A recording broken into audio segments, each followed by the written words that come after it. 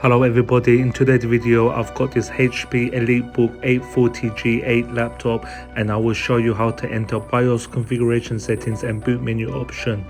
So this is the back of the laptop, now this is the front.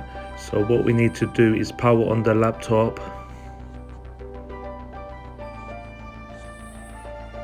Now once the laptop is powered on, you have to keep tapping the F10 key, guys.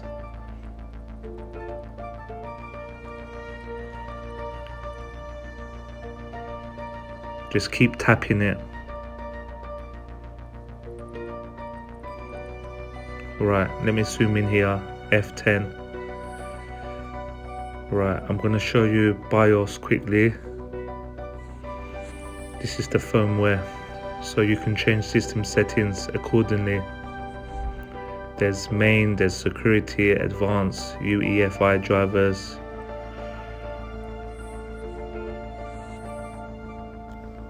So I'm going to show you what there is.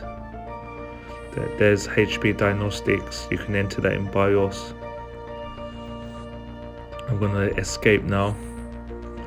There's many options to choose from in BIOS. I'm going to escape and enter boot menu option now. So press the escape button.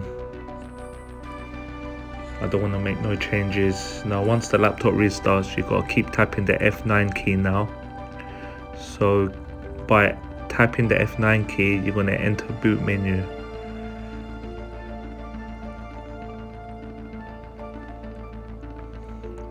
It's going to show up soon. Okay, let me zoom in. F9. Right, this is boot menu. Any external device will show up here, guys.